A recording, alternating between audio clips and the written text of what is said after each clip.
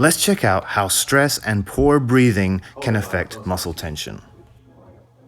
I did this experiment with my client who's been having neck problems but came in complaining about hamstring tension.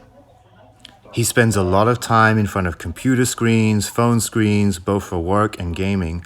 So when I initially test his hamstring range of motion, I asked him to look at his phone screen. The range of motion is a little over 45 degrees, which is subpar. They say optimal hamstring range of motion should be 90 degrees with zero resistance. So that means I can easily lift your leg up without stretching it and should get to 90 degrees without a stretch. So without even stretching or doing anything to his hamstrings to get him there, let's just work on some breathing. I cover his eyes with a towel and ask him to close his eyes, and I put a hand on his chest to cue good breathing patterns. Inhale all the way, expanding throughout the chest. My hand is on his sternum so he can feel that rise. And then exhale, drop those ribs down, and my hand is also helping facilitate that motion. We want to make sure we exhale all the way and get rid of everything that's in our lungs, and that's why we want to drop those ribs down.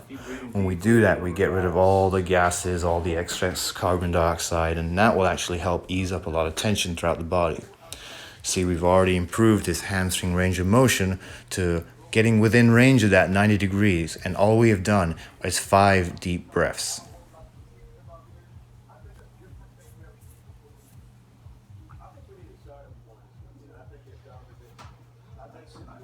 So there are a couple of things that have contributed to this increase in range of motion.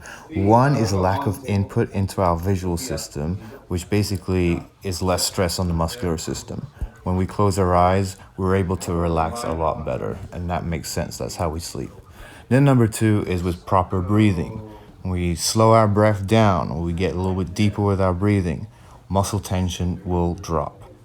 So now, to get a little bit more increase with the range of motion, we're going to do 5 more deep breaths, but this time we're going to work on taking our back out of extension. So I have my client put his feet up on the table and squeeze something between the knees and get the adductors involved. So his back is out of extension, and now we're going to work on 5 more deep breaths, again focusing on dropping the ribs down and really expanding through without. I still have him close his eyes just to keep his body in this calm state, but now his body position is also in a lot more of a calm state, allowing him to facilitate a lot better breathing and parasympathetic responses. So we'll do 5 more deep breaths. Again, the focus is on exhaling, dropping the ribs down, getting rid of everything in your lungs, and then inhaling and expanding throughout. Should be nice and slow, aiming for at least 5 seconds inhale, 5-second exhale.